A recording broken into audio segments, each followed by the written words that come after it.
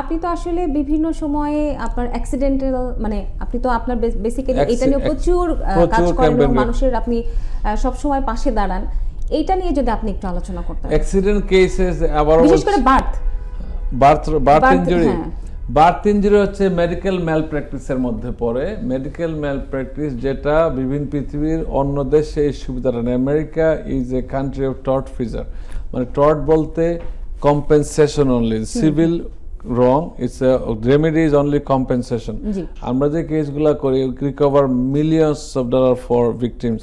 যে কোনো দেশে এই দেশে আমরা অনেক সময় মনে করি যে সে বাচ্চাদের জন্ম হয়, জন্মের সময় ত্রুটিপূর্ণ ব্রেন ড্যামেজ থাকে, হার্ট পলজি, সেরিব্রাল পলজি হয়, অনেকে ডাক্তার এই টার্মগুলো বুঝবে, ব্রেন সঠিক কাজ করে না, অক্সিজেন লেভেল থাকে না ব্রেনের, জন্মের সময় ফরসেপস করা হয়, ডেলিভারি হয়, সি সেকশন হয়, তো ল্যাক অফ অক্সিজেনের কারণে বাচ্চার ব্রেন ড্যামেজ হয়, ওইগুলা কেসগুলো বিগ কেস।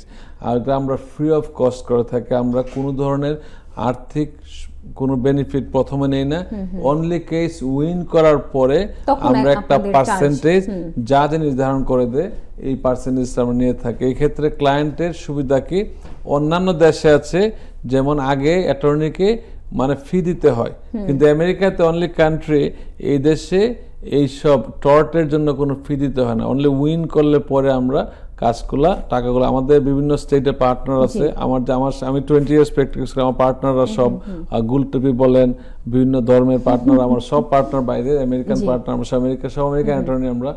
আমরা আগে রিভিউ করি কেসটা, সব ডকুমেন্ট দেখে আসলে সে কোয়ালিফাই করে কিনা, then we start the lawsuit, এবং এটা ভালো অঙ্কের টাকা পায়। এটা কিন্তু অনেকেই মনে করে যে আমি কেস করে কি করবো, বাচ্চার তো সমস্যা হচ্ছে, কিন্তু this is for your baby, not for you.